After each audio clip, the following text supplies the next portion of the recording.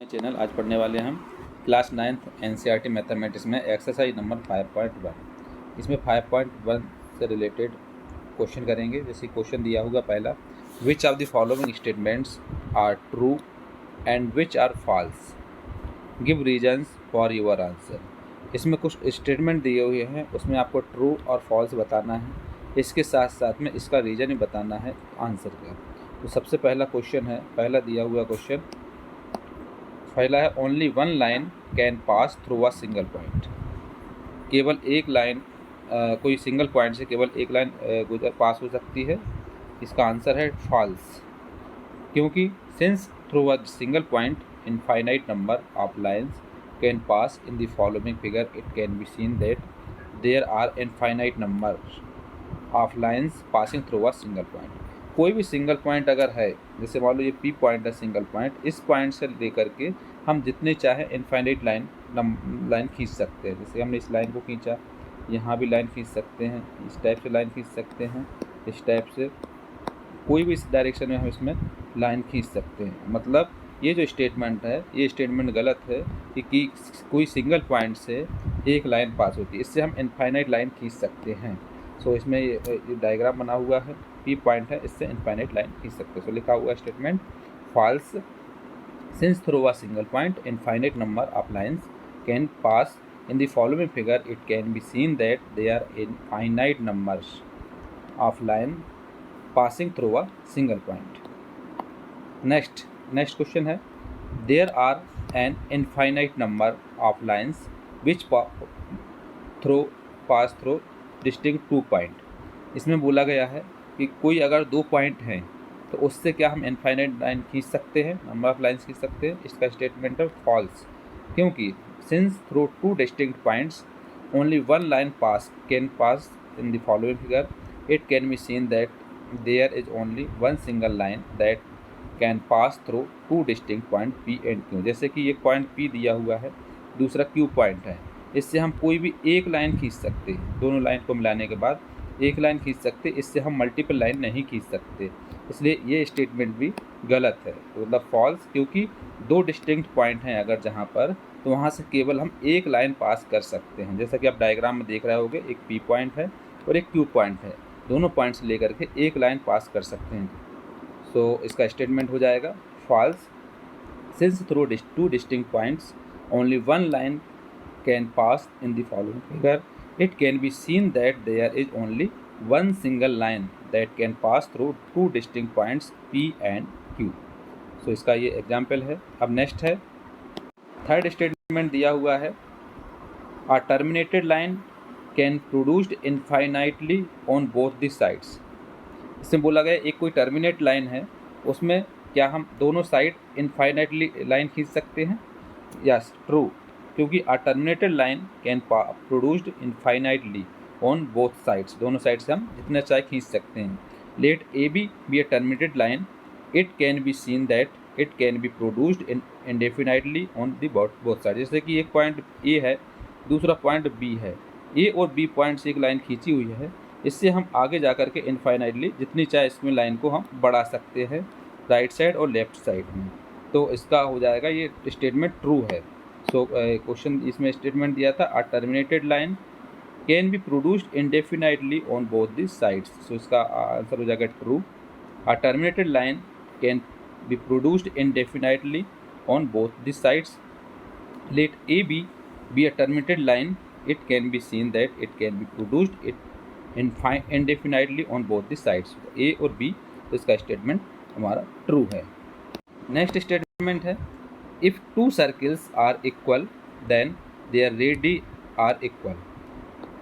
यदि दो सर्किल बराबर हैं, इसका मतलब ये है कि दोनों रेडियस इसके बराबर हैं, तो ये इसका स्टेटमेंट है true. If two circles are equal then their centre and circumference will coincide and hence the radii also be equal. अगर दो सर्किल बराबर हैं तो उसके रेडियस भी बराबर ही होंगे, इसलिए इसका स्टेटमेंट ट्रू है, क्योंकि if two circles are equal in then their centre and circumference will coincide and hence the radii will also be equal. Next statement है, in the following figure if A B equal to P Q and P Q equal to X Y then A B equal to X Y. इस diagram को देख के हमको बताना है कि ये स्टेटमेंट कैसा है। जैसे ए और बी है तो A B equal to P Q के बराबर है दिया हुआ है, A B equal to P Q के बराबर दिया है और P Q equal to X Y के बराबर दिया है। तो क्या हम A B equal to X Y लिख सकते हैं? तो ये भी स्टेटमेंट क्या है, ट्रू है, क्योंकि it is given that A B and X Y are two determinated lines and both are equal to the third line P Q. Euclid's first axioms है जो दिया हुआ है, states that things which are equal to the same thing are equal to one an other, therefore two lines A B and X Y will be equal to each other. तो जो एक exam number first दिया हुआ है, Euclid's first exam दिया हुआ, उसमें दिया हुआ है कि अगर कोई भी दो लाइन जैसे ए और बी लाइन है वो पी क्यू के बराबर है तो ये X Y P Q X Y के बराबर है, तो हम इसको A B equal to P X Y लिख सकते हैं। तो मतलब ये स्टेटमेंट जो दिया हुआ है ये स्टेटमेंट ट्रू है। इसका आंसर हम लिखेंगे true. It is given that A B and X Y are also terminated lines. A B और एक्स वाई कौन सी है, टर्मिनेटेड लाइन है, एंड बोथ आर इक्वल, दोनों इक्वल हैं to the third line P Q के बराबर। Euclid's first axioms states that things which are equal to the same thing are equal to one another, therefore the lines AB and XY will be equal to each other, दोनों एक दूसरे के बराबर हैं। Question number second है, give the definition for each of the following terms, are there other terms that need to be defined first, what are they and how might you define them। इसमें क्या है, कुछ इसमें definition दी हुई हैं, उन term को हमको इसमें डिफाइन करना है। सो इसको पहला दिया हुआ point parallel lines. Parallel lines क्या होता है? पैरेलल लाइंस की डेफिनेशन है, if the perpendicular distance between two lines is always constant then these are called parallel lines. अगर कोई परपेंडिकुलर डिस्टेंस में दो लाइन अगर आपस में कांस्टेंट लाइन है, बराबर है, तो उस लाइन को हम पैरेलल लाइन बोलते हैं। या इन अदर वर्ड्स में the lines which never intersect each other are called parallel lines. अगर कोई लाइन दी हुई हैं वो लाइन आपस में कभी भी इंटरसेक्ट नहीं करती हैं, उस लाइन को हम पैरेलल लाइंस बोलते हैं। To define parallel lines we must know about point lines or distance between the lines and the point of intersection. जैसे कि ये दिया हुआ एक एल लाइन है, एक एम है, दोनों आपस में पैरेलल लाइन है, क्योंकि इसका आपस में कुछ डिफरेंस है और ये आपस में इंटरसेक्ट नहीं करेंगी। तो पैरेलल लाइंस की डेफिनेशन है, if the perpendicular distance between two lines is always constant then these are called parallel lines, या the lines which never intersect each other are called parallel lines. Next है perpendicular lines. So if two line intersect each other at 90 degree then these are called perpendicular lines. We are required to define line and the angle before defining perpendicular lines. perpendicular line उसको बोलते हैं जब कोई दो line आपस में intersect कर रहे हैं 90 डिग्री पर, तो उस लाइन को हम परपेंडिकुलर लाइन कहते हैं। जैसे कि ये लाइन है, इस लाइन पर एक परपेंडिकुलर लाइन डाली हुई है, इसका जो एंगल बन रहा है वो कितना है, 90 डिग्री है। तो अगर ये जो कोई भी दो लाइन अगर आपस में इंटरसेक्ट करती है 90 डिग्री पर, तो उसको हम उस लाइन को परपेंडिकुलर लाइन बोलते हैं। फिर है define line segment. Line segment क्या होता है? A straight line drawn from any point to any other point is called the line segment. To define a line segment we must know about point and line segment. अगर कोई एक point से other point के लिए जब हम point को मिलाते हैं तो वो जो स्टेटमेंट होता है, वो लाइन खिंचती है, उसको हम लाइन सेगमेंट बोलते हैं। उस सेगमेंट को लाइन सेगमेंट बोलते हैं। जैसे पी पॉइंट है, इससे हमको कोई अदर पॉइंट मतलब क्यू पॉइंट है, दोनों को आपस में मिलाया जाएगा, तो इस सेगमेंट को हम क्या बोलते हैं, लाइन सेगमेंट बोलते हैं।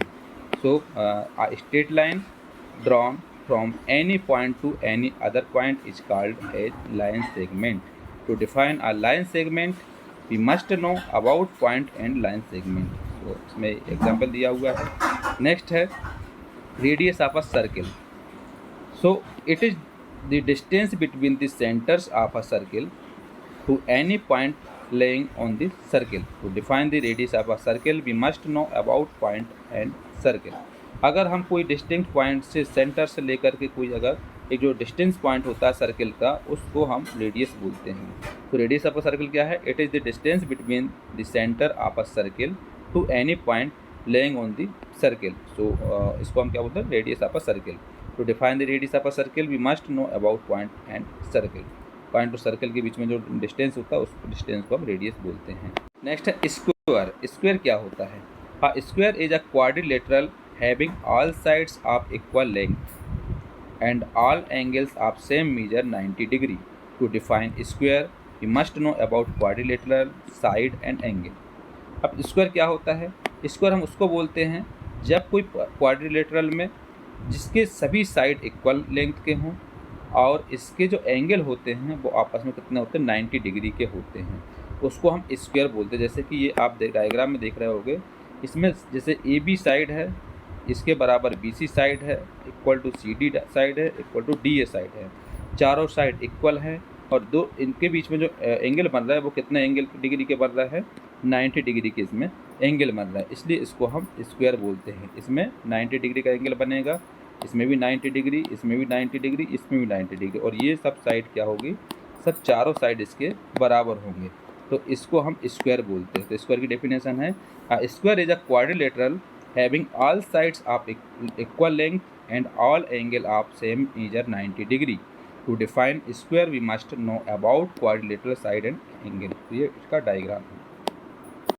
क्वेश्चन नंबर 3 है, इसमें दिया हुआ consider the two postulates given below. पहला है given any two distinct points A and B, there exist a third point C which is between A and B. Next है there exist at least 3 points that are not on the same line.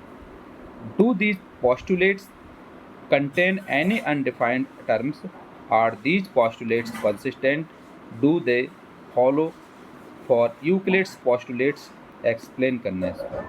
इसमें दो postulate दिए हुए हैं, जो कि पहला दिया हुआ है कोई भी दो डिस्टिंक्ट पॉइंट हैं ए एंड बी, उसका एग्जिट थर्ड पॉइंट सी होगा, तो इसका जो कि ए एंड बी का, और दूसरा है लीस्ट 3 पॉइंट्स हैं जो कि सेम लाइन पर नहीं होंगे। अब इसको क्या है, इसको हमको डिफाइन करना है। तो सबसे पहले क्या है, फर्स्ट है इसका आंसर जो है, इसका आंसर फर्स्ट है there are various undefined terms in the given postulate. जो हमको पोस्टुलेट दिए हैं उसमें अनडिफाइंड टर्म्स हो सकते हैं। The given postulates are consistent because they refer to two different situations. Also it is impossible to deduce any statement that contradicts any well known axiom and postulate। कोई भी postulate के लिए हम इसका refer कर सकते हैं। फिर these postulates do not follow the Euclid's postulates, they follow from the axioms। Given two distinct points, there is a unique line that passes through them। Next है if a point C lies between 2 points A and B such that AC equal to BC, then prove that AC equal to 1/2 AB। Explain by drawing the figure। यदि हमको point C जो कि 2 point A और B के बीच का दिया है, तो AC इक्वल टू BC इसमें दिया है और इसका प्रूफ करना है AC इक्वल टू 1/2 AB के बराबर डायग्राम के साथ में। तो इसको सॉल्यूशन करेंगे तो सॉल्यूशन में क्या है, सबसे पहले इट इज़ गिवन क्या दिया है, AC इक्वल टू BC दिया है। तो क्या करेंगे, एक पॉइंट A बनाएंगे, एक B बनाएंगे, सेंटर पॉइंट बना देंगे C। तो AC इक्वल टू BC है, तो मतलब AC के बराबर इसमें BC दिया हुआ है क्वेश्चन के अकॉर्डिंग। सो इसमें हम क्या कर सकते हैं, इसको लिख सकते हैं जितना AC है उतना BC है, तो इसको हम AC प्लस AC के फॉर्म में लिख सकते हैं। AC plus AC equal to BC plus AC लिख सकते हैं। सो इसमें इसके स्टेटमेंट के आधार पर लिखा जाएगा, तो AC plus AC equal to BC plus AC के बराबर होगा। तो equals are added on both sides, equation number first. There BC plus AC coincide है AB के साथ, तो it is known that things which coincide with one another are equal to the one another. तो हम लिख सकते हैं BC plus AC equal to AB के बराबर, क्योंकि BC प्लस AC जो होगा वो AB की लाइन कोइंसाइड होगा। जितना हमारा इसमें BC होगा उतना इसमें AB होगा, तो इसका कोइंसाइड कितना हो जाएगा, पूरा ए बी हो जाएगा। तो इसके आधार पे B C plus A C equal to A B होगा, equation number second. So it is also known that things which are equal to the same thing are equal to one another, therefore equation first and equation second are be obtained हो जाएगा इसका। A C plus A C equal to, इसका बराबर क्या हो लिख देंगे हम, ए बी लिख देंगे, तो ए बी आ जाएगा। तो ए सी प्लस ए सी क्या हो जाएगा, two A C equal to A B हो जाएगा। तो ए सी इक्वल टू हो जाएगा 1/2 ए बी। तो ये इसका प्रूफ हो जाता है, ए C equal to 1/2 A B. ये इसका, यही इसको प्रूफ करना है। नेक्स्ट क्वेश्चन है, in the above equation point C is called a midpoint of line segment AB. Prove that every line segment has one and only one midpoint. अब इसमें question में जो हमको दिया हुआ है पॉइंट सी दिया हुआ है, इसका लाइन सेगमेंट ए बी का मिड पॉइंट। सो इसका प्रूव करना है कि जो कोई एक पॉइंट है वो मिड पॉइंट होगा। So they let there are two mid point C and D. इसमें देखेंगे हम ए और बी का जो लाइन सेगमेंट है दोनों के मिड पॉइंट कौन सा है, सी है और डी है। So C is the mid point of A B. जब हम इसमें सी मिड पॉइंट लेते हैं ए बी का पॉइंट क्या लेते हैं, मिड पॉइंट सी। इसको लिख सकते हैं ए C equal to C B के बराबर, जितना ए C equal to C B. इसको हम उसी फॉर्म में जो हमने पहले किया हुआ है, ए सी मतलब ए सी प्लस ए सी के फॉर्म में लिख सकते हैं, equal to B C plus A C. तो ये कौन सा होता है, equals are added on both side, दोनों साइड हम इसमें बराबर ले लेते हैं। ये इक्वेशन नंबर फर्स्ट हो जाती है। तो they are BC plus AC coincides with AB. It is known that things which coincide with one another are equal to the one another. तो इसको लिख सकते हैं BC plus AC equal to AB के बराबर। इक्वेशन नंबर सेकेंड हो जाती है। It is also known that things are equal to the same thing are equal to one another. Therefore equation first and second भी option हो जाएगा, AC plus AC equal to AB हो जाएगा। इसको लिख सकते हैं 2AC इक्वल टू AB के बराबर, equation number third. Similarly taking D point लेंगे अगर हम मिड पॉइंट, तो इसमें AB के साथ में, तो इसको लिख सकते हैं इसी के आधार पे हम 2AD इक्वल टू AB ले सकते हैं, इक्वेशन नंबर फोर्थ हो जाएगी। From equation third and fourth be obtain, तो इसको लिख सकते हैं, अगर हम पहले लिखते हैं 2AC इक्वल टू 2AD के बराबर, तो things are equal to the same thing are equal to the one another. ये एग्जाम नंबर फर्स्ट है। तो A C equal to A D हो जाएगा, 2 से 2 कैंसिल करके, तो यहाँ आ जाएगा things that which are double of the same things are equal to the one another. दोनों इसमें डबल हैं, बराबर, तो इसको A C equal to A D के बराबर। तो इसमें आ जाएगा this is impossible only when point C and D are representing a single point, hence our assumption is wrong and there can be only one mid point of the given segment. मतलब सी और D जो point है वो single point, वो इसका mid point नहीं है। ये मतलब ये स्टेटमेंट जो है गलत दिया हुआ है। नेक्स्ट क्वेश्चन है, in the following figure if A C equal to B D then prove that A B equal to C D. ये डायग्राम को देख के हमको A C equal to B D prove करना है, इसका A B plus C D के बराबर। तो लाइन सेगमेंट है, ये ए पॉइंट है, ये डी पॉइंट है, इसके बीच में एक बी पॉइंट दिया हुआ, एक डी सी पॉइंट दिया हुआ है। So in the figure it can be observe that A C equal to लिख सकते हैं A B plus B C के बराबर। सो क्योंकि इसका बीच में मिड पॉइंट ले लिया है, तो इसका A B plus B C हो जाएगा। और बी डी, जो बी डी इक्वल टू लिख सकते हैं, ये जब सी मिड पॉइंट लेंगे तो B C plus B D ले सकते हैं इसमें। तो पहला हमने अगर मिड पॉइंट बी लिया हुआ है, इसमें ये और ये ले लिया, और जब इसमें मिड पॉइंट सी ले रहे हैं तो इसमें बी सी और सी डी ले रहे हैं इसमें। तो इसमें आ जाएगा A C equal to A B plus B C, B D equal to B C plus C D. तो it is given that A C equal to B D के बराबर लिख सकते हैं। So A B plus B C equal to B C plus C D हो जाएगा, equation number first. According to Euclid's axiom when equals are subtracted from equals that remainder also given. एक एक्सॉम दिया हुआ है जिसमें अगर दोनों से इक्वल सब्ट्रैक्ट करते हैं तो उसका रिमाइंडर भी बराबर होता है, इसलिए हम इसको लिख सकते हैं सब्ट्रैक्टिंग बी सी कर सकते हैं फ्रॉम इक्वेशन फर्स्ट से। तो A B plus B C minus B C कर देंगे, या B C plus C D minus B C कर देंगे। तो इसको जब सब्ट्रैक्ट करेंगे तो सब्ट्रैक्ट करने के बाद इसमें हमारे पास जो रिमाइंडर बचेगा क्या बचेगा, इससे हम BC से BC कैंसिल हो जाएगा, यहाँ BC से BC कैंसिल हो जाएगा, तो यहाँ बचेगा AB इक्वल टू CD के बराबर। जितना AB रहेगा वो CD के बराबर। अगला क्वेश्चन है why is axioms in the list of Euclid's axioms consider a universal truth, note that the question is not about the fifth postulate. तो एक्सॉम नंबर 5 क्या है, state that the whole is greater than the part. The axiom, इसमें क्या है, एक एक्सॉम दिया हुआ था जिसमें कि जो होल पार्ट है उसमें से अगर हम कोई पार्ट कट कर देते तो हमेशा जो होल भाग होता है ये हमेशा ज़्यादा होता है।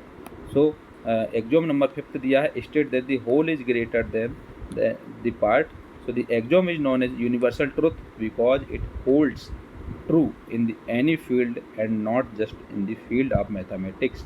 Let us take two cases, one in the field of the mathematics and other than that. अब इसमें केस नंबर फर्स्ट है।